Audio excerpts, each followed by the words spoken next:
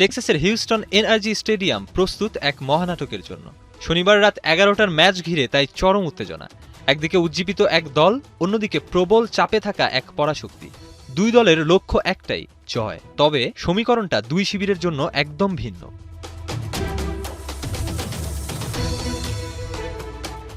ডাচদের শুরুটা এবার মোটেও ভালো ছিল না। জাপানের সাথে প্রথম ম্যাচে 2-2 গোলের ড্র, ম্যাচে দুবার লিড নিয়েও ধরে রাখতে পারেনি।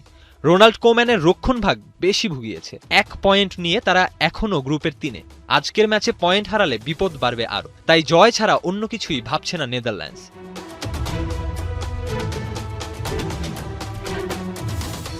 দেশের মানুষের দৃষ্টিশক্তিকে সুরক্ষিত রাখার প্রত্যয় নিয়ে এলো সেফ এলইডি লাইট। অন্যদিকে ফুরফুরে মেজাজে সুইডেন। প্রথম ম্যাচেই তিউনিশিয়ার বিপক্ষে তারা পেয়েছে দুর্দান্ত জয়। 5-1 গোলে রীতিমতো উড়িয়ে দিয়েছে। 3 পয়েন্ট নিয়ে এখন গ্রুপের শীর্ষে। গ্রাহাম পটারের এই দল আজ জিতলেই নকআউট নিশ্চিত। অ্যাটাকিং থার্ড বেশ ছন্দে। সব মিলিয়ে ব্লু অ্যান্ড ইয়েলোর আত্মবিশ্বাস তুঙ্গে।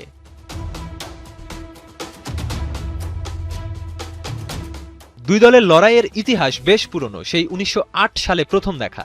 এরপর সব মিলিয়ে 25 বার মুখোমুখি লড়াই। পরিসংখ্যানে ডাচরা অনেকটা এগিয়ে। নেদারল্যান্ডস জিতেছে 12 বার, সুইডেনের জয় 8টা। পরিসংখ্যান আজ ডাচদের সাহস যোগাবে।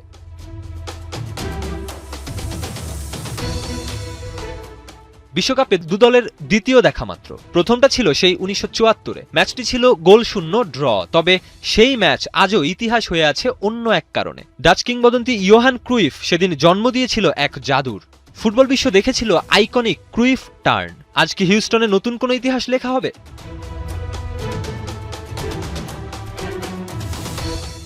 ডাচরা কখনোই বিশ্বকাপ জেতেনি। সান্ত্বনা বলতে 3 বারের রানার্স আপ তকমা। অন্যদিকে সুইডেনের সেরা সাফল্য 1958 সালে। সেবার তারাও রানার্স আপ হয়েছিল। শিরোপার এই পুরনো আক্ষেপ ঘোচাতে দুই দলই মরিয়া। নকআউটের টিকিট পেতে আজ তারা কেমন লড়াই উপহার দেয় সেটাই দেখার অপেক্ষা। মেহেদী হাসান সুমন, 71।